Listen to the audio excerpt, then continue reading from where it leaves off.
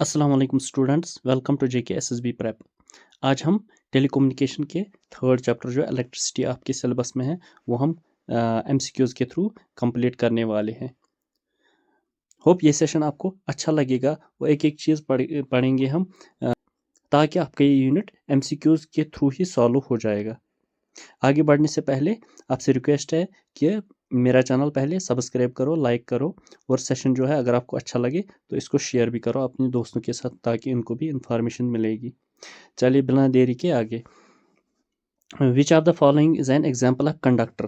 पहले हम बताएंगे, एक आता है कंडक्टर, एक आता है इंसुलेटर।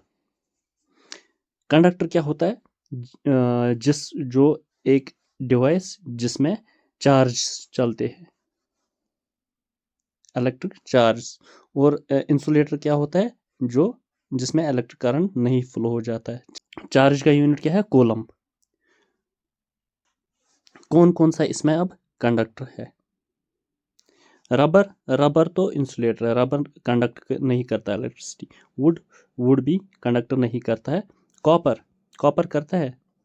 प्लास्टिक, प्लास्टिक नहीं करता है। इसमें एक ही बचा copper. What is the unit of electric current? Electric current का यूनिट क्या है? पहले हम देखिए वोल्ट। वोल्ट किसका आता है? Potential difference, difference of potential. Suppose हमने एक सर्किट क्रिएट किया, यहाँ पॉजिटिव, यहाँ पॉजिटिव, यहाँ नेगेटिव, तभी जाके करंट फ्लो हो जाएगा जब पोटेंशियल डिफरेंस होगी, या जब यहाँ ज़्यादा पोटेंशियल होगा, यहाँ कम होगा, फिर हाई से लो हो जाता है। तो वही पोटेंशियल डिफरेंस हम कितनी ज़्यादा पोटेंशियल डिफरेंस है वो हम वोल्ट से देखते हैं। वो जिस मीटर से हम देखते हैं उसको हम क्या कहते हैं? Volt meter. एम्पियर, एम्पियर किसके लिए होता है? करंट के लिए। वो तो हो गया, मैंने आपको बता ही दिया।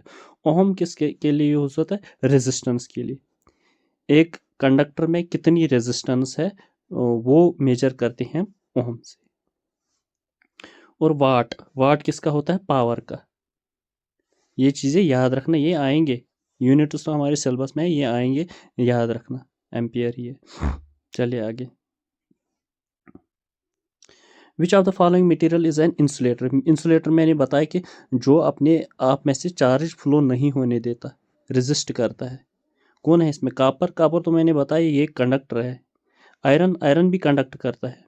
एल्यूमिनियम ये भी कंडक्ट करता है। अब रह गया वुड, वुड है जो अपने आप में से कंडक्ट करने नहीं देता है charge. Which of these is not a common type of flux used in soldering? अब आपके यूनिट में ये भी है सोल्डरिंग के बारे में। सोल्डरिंग क्या है? सोल्डरिंग क्या है एक्चुअली? जो दो इलेक्ट्रॉनिक डिवाइस है, इनको कनेक्ट करने के लिए जो आला हम यूज़ करते हैं, डिवाइस यूज़ करते हैं, जो चीज़ हम यूज़ करते हैं उसको बोलते हैं उसको बोलते हैं सोल्डरिंग। और इस सारी प्रोसेस को बोलते हैं सोल्डरिंग।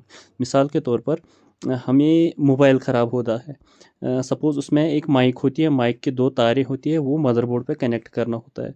तो उसमें थोड़े से वो डॉट्स आते हैं, ये तार इस पे रखनी होती है। वो इसको कैसे कनेक्ट करते हैं उस प्रोसेस को बोलते हैं सोल्डरिंग। और जिस चीज़ जो चीज़ उनको कनेक्ट करता है इसको बोलते हैं सोल्डर। तो फ्लक्स क्या है?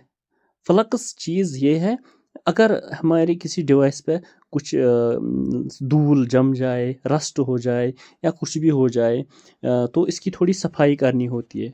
क्लीनिंग, क्लीनिंग को हम फ्लक्स बोलते हैं। और जो इसको यूज़ करते हैं उसको बोलते हैं हम फ्लक्स। तो सोल्डरिंग से पहले हम इसको साफ सफाई करते हैं। किसको? उन एलिमेंट्स को जोड़ने से पहले पहले इसको भी साफ करेंगे, इसको भी साफ करेंगे, फिर इसको जोड़ देंगे। कौन सा कॉमन टाइप ऑफ फ्लक्स नहीं है? पहले टाइप्स ऑफ फ्लक्स, कौन कौन से फ्लक्स है? एक आता है rosin flux, acid flux, water flux, base flux. पहले हम पढ़ेंगे रोजन फ्लक्स क्या है। रोजन फ्लक्स होता है रेजिन, इसको ये ऑर्गेनिक ऑर्गेनिक फ्लक्स है। ऑर्गेनिक फ्लक्स क्या मतलब? पाइन ट्री जो है उसमें रेजिन निकलता है ना, रेजिन, वही हम यूज़ करते हैं साफ सफाई के लिए। तो ये कॉमन है, ये हम यूज़ करते हैं। ये मोस्ट का अगर आपको आएगा, मोस्ट कॉमनली यूज्ड क्या है? वो यही रोजिन फ्लक्स है। एक आता है एसिड फ्लक्स, जिसमें एसिड ज़्यादा होता है, एसिडिटी। एक आता है बेस फ्लक्स, इसमें बेस बेस टाइप ज़्यादा होता है। मतलब वो पीएच स्केल आपने देखी होगी, ये 7 है, 7 से नीचे बेसिक, 7 से ऊपर एसिडिक। अब रहा वाटर फ्लक्स। वाटर फ्लक्स नहीं आता लेकिन वाटर सॉल्युबल फ्लक्स आता है, जो वाटर से क्लीनिंग होती है। मतलब अगर वो फिर उसको पानी से भी धोएंगे उस फ्लक्स को, वो उसमें सॉल्युबल होता है। लेकिन वाटर को खुद का कोई फ्लक्स नहीं होता है, ये कॉमनली जो हम यूज़ नहीं करते, क्योंकि फिर शॉर्ट सर्किट हो जाएगा अगर हम वाटर डायरेक्ट यूज़ करेंगे। इसलिए कॉमनली हम वाटर फ्लक्स यूज़ नहीं करते। अब आपने टाइप्स ऑफ फ्लक्स किए होंगे, जान लिए होंगे। चलो आगे है, which type of solder has the highest melting point. पहले हम बताएं, सोल्डर मैंने आपको ऊपर बताया सोल्डर क्या है। तो कितने टाइप ऑफ सोल्डर है, एक आता है लेड सोल्डर, एक आता है tin solder, silver solder, copper solder, एक आता है रोजन कोर सोल्डर। तो लेड का मैंने बताया, लेड का जिसमें लेड होता है और टिन होता है, वो इसका मेल्टिंग पॉइंट क्या आता है,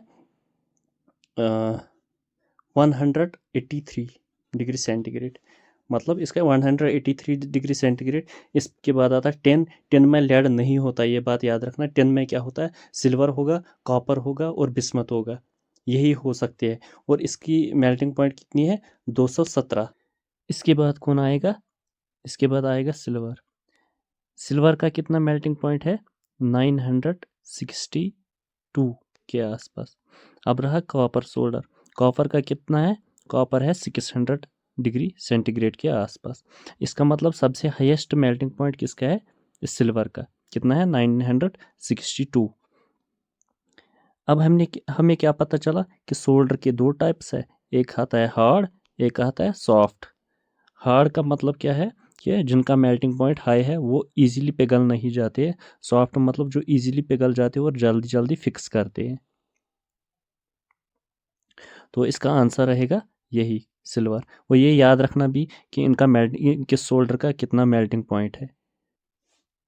what is the frequency of N AC supply in most of the countries. AC supply कितनी होती है, फ्रीक्वेंसी मैंने बताया, फ्रीक्वेंसी उसी की होती है वेव की।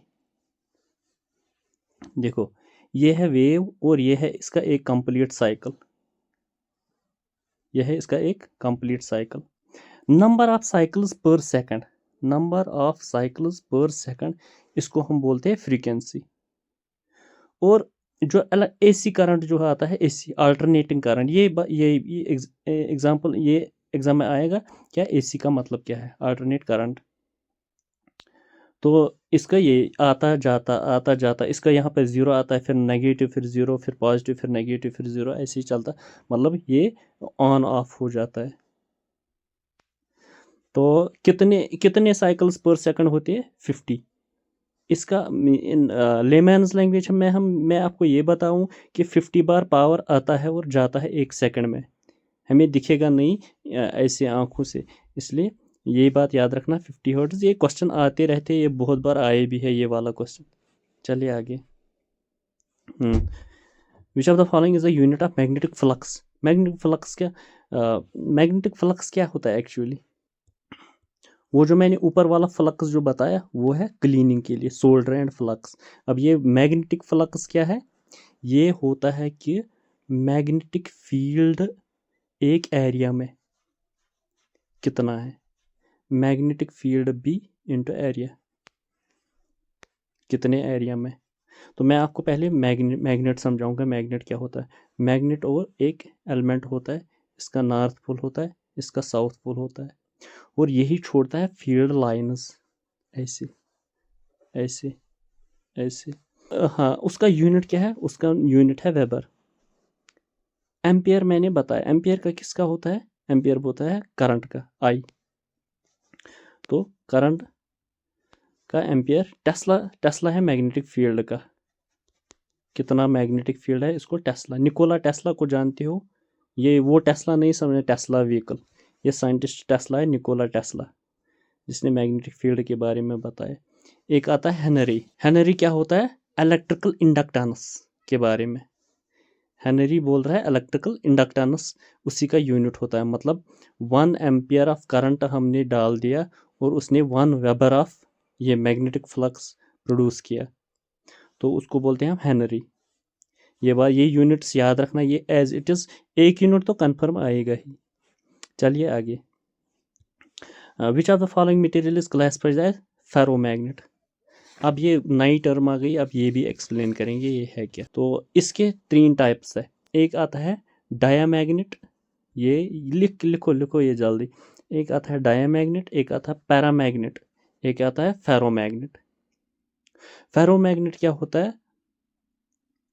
फेरोमैग्नेट होता है वो एक डिवाइस जो मैग्नेटिक फील्ड में नॉर्थ साउथ पोल, इसमें अगर ये रखेंगे ये डिवाइस, ये बहुत जल्दी क्या मैग्नेटिक ये बहुत स्ट्रांगली अट्रैक्ट होता है मैग्नेट से। यहाँ पे डिवाइस रखेंगे, सपोज आयरन लेंगे, आयरन क्या करता है, अगर हम मैग्नेट के पास, ये बहुत जल्दी इसको अट्रैक्ट करेगा। और इस डिवाइस में मैग्नेटिक एनर्जी वो रिटेन होती है थोड़ी देर के लिए, अगर ये मैग्नेट्स फिर हटाएं भी तो उसको बोलते हैं हम फेरोमैग्नेट। पैरामैग्नेट क्या होता है? पैरामैग्नेट यही फेरोमैग्नेट का ही टाइप है, लेकिन वीकली अट्रैक्ट होता है। और उसका जो रिटेंशन मैग्नेटिक फील्ड, अगर ये मैग्नेटिक फील्ड हटाएं भी और फिर ये डिवाइस जब रखेंगे, उसकी रिटेंशन पावर उतनी नहीं रहेगी। इसको बोलते हैं हम पैरामैग्नेट। और इसके बाद आता है डायामैग्नेट। डायामैग्नेट वो थोड़ा बहुत वीक रिपल्शन दिखाता है। उसके पास अगर मैग्नेटिक फील्ड रखेंगे, वो थोड़ा दूर भागने, ज़्यादा नहीं भाग पाएगा लेकिन थोड़ा कोशिश करेगा। डाया मतलब रिपल्शन, पैरा मतलब वीक अट्रैक्शन, फेरो मीन्स स्ट्रांग अट्रैक्शन। ये बात याद रखना। तो फेरोमैग्नेट में क्या कौन सा आएगा? अब ये मैंने बताया थोड़ा बहुत, अगर आपको समझ में आया होगा। आयरन को दूसरा नाम भी बताते हैं फेरस। ये बात याद रखना, ये क्वेश्चन आएगा एग्जाम में। चलिए आगे। अब आ गया दूसरा concept. The principle of the operation of A DC generator is based on. DC generator किस पे काम करता है? DC generator Fleming's left hand rule उस पर काम नहीं करता है, उस प्रिंसिपल पे काम नहीं करता है। लेंज़ेस लॉ उस पर, जनरेटर उस पर काम नहीं, ये मोटर पे काम करता है। एम्पियर्स लॉ भी उस पर काम, एम्पियर्स लॉ करता है करंट पे। अब रहा गया फैराडेज मैग्नेटिक इंडक्शन। फैराडे साहब है वो आदमी है जिसने क्या किया, जिसने बताया कि अगर हम एक मैग्नेटिक फील्ड है, उसमें हम एक कंडक्टर डालेंगे, वो जो कंडक्टर है उसमें करंट बहेगा। ये किसने बताया? ये बताया फैराडे ने। और उसके लॉ से बनाया हमने डीसी जनरेटर। डीसी मतलब डायरेक्ट करंट। डायरेक्ट करंट अगर आपको ये पता होगा, ये 0-1 पे काम करता है। 0-1 यहाँ होगा करंट, ये 0 ये 1, यहाँ नहीं होगा। तो क्या है फैराडेज लॉ? क्या बता रहा है फैराडेज लॉ? ये मैंने बताया ही कि अगर हम मैग्नेटिक फ्लक्स चेंज करेंगे, कंटिन्यूसली चेंज करेंगे, तो जो उसमें हम कंडक्टर रखेंगे उसमें जनरेशन होगी इलेक्ट्रिसिटी। तो ये जनरेटर का काम है। और यही लॉ, ये फैराडेज लॉज पढ़ना। और इसका एक लॉ ये है कि मैग्नेटिक फ्लक्स चेंज करने से करंट ये चलता है। दूसरा लॉ इसका ये बताता है change in flux with respect time. जो इलेक्ट्रोमोटिव फोर्स क्या है? Change in flux divide by time. और जितना ज़्यादा फ्लक्स चेंज होगा विद रेस्पेक्ट टाइम, उतना ईएमएफ करंट ज़्यादा ये चलेगा। ये बात d∅/dt। और ये आएगा माइनस में। चलो ज़्यादा हम नहीं पढ़ेंगे, ये काफ़ी है आपके लिए। अगला वाला question, in A DC generator what causes the voltage build up? कौन सा? ये आर्मेचर करंट, इसके बारे हमने पढ़ा नहीं। कम्यूटेटर, ब्रश, ये आपको सारे पढ़ने हैं। आर्मेचर किसको बोलते हैं, कम्यूटेटर किसको बोलते हैं, ब्रश। ये जब पढ़ेंगे आप स्ट्रक्चर ऑफ ये जनरेटर क्या होता है, ब्रशेस कहाँ होती है, वो पढ़ना वहाँ पे। और आपको ये, लेकिन उसमें मुझे ये बताना कि जो फील्ड फ्लक्स है उसी की वजह से वोल्टेज बिल्डअप, जो मैंने ऊपर भी बताया फैराडेज लॉ से। In an induction motor what component does not rotate? कौन सा वाला रोटेट नहीं करता है? ये जो इंडक्शन मोटर है उसमें एक आता है रोटेटर, रोटेटर, एक आता है स्टैटर, एक आता है शैफ्ट, एक आती है बेरिंग। ये ऐसे अगर आपने मोटर देखा होगा उसमें से एक जो बाहर वाला पार्ट होता है स्टैटर, वो रोटेट नहीं करता, बाकी ये सारे रोटेट करते हैं।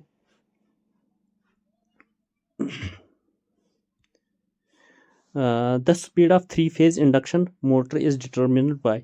थ्री फेज इंडक्शन मोटर ये भी आपके सिलेबस में है, ये मैं आपको थोड़ा बताऊं कि ये है। अगर हम दिखाएंगे ये स्टैटर है, तो इसमें थ्री फेज ये है, थ्री फेज इंडक्शन मतलब लेमैन्स लैंग्वेज में समझो 3 कॉइल्स है, एक कॉइल, दूसरी कॉइल, ये अपोजिट है, अगर इसका नॉर्थ इसका साउथ, फिर एक कॉइल, फिर एक कॉइल, इसका नॉर्थ इसका साउथ, फिर एक कॉइल, फिर एक कॉइल।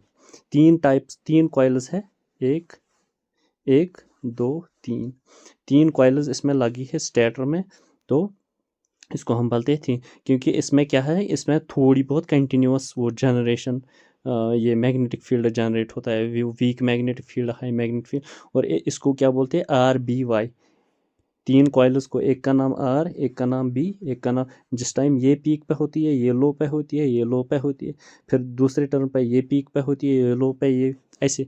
आपको मैं थोड़ी एग्जांपल इस तरह दिखाऊं कि ये सपोज एक कॉइल की अल्टरनेट करंट, तब तक ये दूसरी कॉइल की ओर जा रहा है, फिर मैग्नेटिक फील्ड ऐसे जनरेट करेगा, तब तक तीसरी कॉइल के पास आएगा ये, तब ऐसे।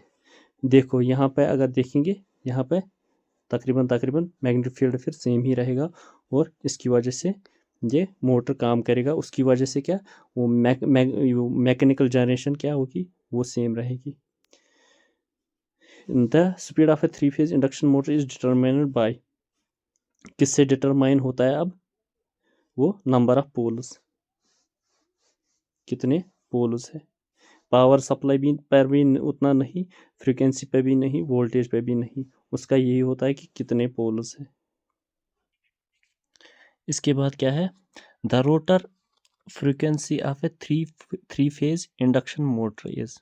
थ्री फेज इंडक्शन मोटर मैंने आपको ऊपर समझाया, ये क्या बता रहा है, उसकी फ्रीक्वेंसी क्या है। अगर आपको मैं बताऊं कि स्लिप किसके बराबर होता है, स्लिप की फ्रीक्वेंसी वो आती है रोटर की फ्रीक्वेंसी डिवाइड बाय ये सिंक्रोनस स्पीड। तो मतलब स्लिप डायरेक्टली प्रोपोर्शनल होती है रोटर की, और इन्वर्सली प्रोपोर्शन, मतलब जितनी फ्रीक्वेंस रोटर की होगी उतनी स्लिप होगी। स्लिप क्या है actually, difference between the rotor, जो मैग्नेटिक फील्ड है उनकी स्पीड्स, रोटर की मैग्नेटिक फील्ड की डिफरेंस, स्पीड की डिफरेंस, और सिंक्रोनस उसकी डिफरेंस, वही होती है स्लिप। इसका मतलब यही है कि तो इसको लेना देना किसके साथ है, फिर स्लिप के, जितनी ये रोटर की फ्रीक्वेंसी है वो उतनी ही स्लिप की फ्रीक्वेंसी होगी। ये बात तो सीधे ही याद रखना। What is the typical value of the slip, value of slip in the standard induction motor कितनी होती है, ये बात याद ही रखना। 1 to 6% इसकी स्टैंडर्ड ये इंडक्शन होती है, इसका value. Which of the following is not an electric accessory, कौन नहीं है, स्विच इलेक्ट्रिकल एक्सेसरी है, हाँ।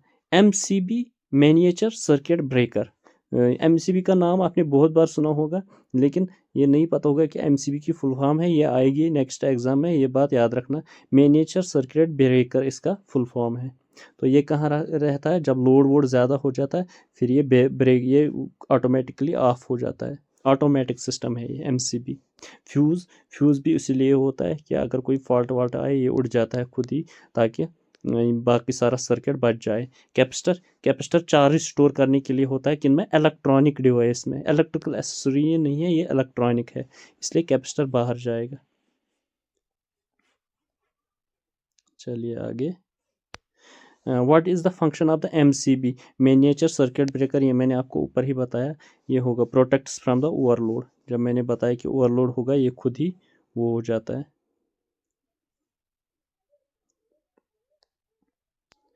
चलिए आगे। What does ELCB, earth leakage circuit breaker, ये बात भी याद रखना, ये फुल फॉर्म आएगी कल एग्ज़ाम में, ELCB की फुल फॉर्म क्या है, फिर आपको पता नहीं होगा, ये 1 मार्क्स नहीं गंवाना, ये याद करना। अर्थ लीकेज सर्किट ब्रेकर ये किस लिए यूज़ होता है, ये भी यूज़ होता है किस लिए, ये वहाँ या अगर आपको इसकी फुल फॉर्म ही याद होगा, आपको यही पता है, अर्थ लीकेज करंट, इसका ये आंसर है। विच of the following is used for detecting electric, ये अर्थ की रेजिस्टेंस, रेजिस्टेंस किससे हम मालूम करते हैं, एक आता है मल्टीमीटर, मल्टीमीटर क्या करता है, ये करंट चेक करता है चलता है या नहीं।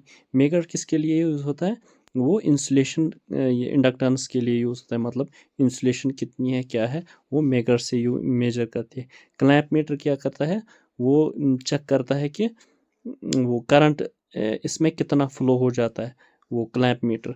ऑस्लोस्कोप किसके लिए होता है, यूज़ होता है, ऑस्लोस्कोप वो ग्राफिकली यूज़ होता है, ग्राफ वो दिखा रहा है कि इसमें वो वोल्टेज कितनी है, मतलब पोटेंशियल डिफरेंस कितनी है, वो इसलिए यूज़ होता है। इसका मतलब अर्थ की रेजिस्टेंस अगर हम देखें वो यही है कि इंसुलेशन कितनी है, वो मेगर ही यूज़ करेगा।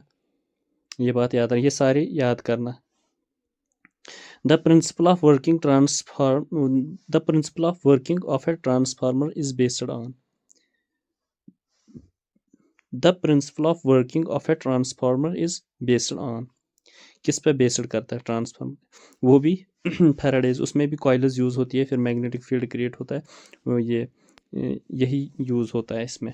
लेंज़ेस लॉ मैंने बताया, जो ऊपर मैंने बताया कि किस तरह रोटेटर होता है और उसके ऊपर होता है वो स्टेटर, और उनका ये इसका मैग्नेटिक फील्ड और इसका मैग्नेटिक फील्ड कैसे क्रिएट होता है, वो किस अपोजिट डायरेक्शन में क्यों चलता है, कैसे चलता है, वो लेंज़ेस लॉ बता रहा है। एम्पियर करंट के बारे में बता रहा है, ओहम बता रहा है वो रेजिस्टेंस के बारे में, V और I, जितना जितना ज़्यादा वोल्टेज होगा उतना ज़्यादा करंट होगा, और यही है।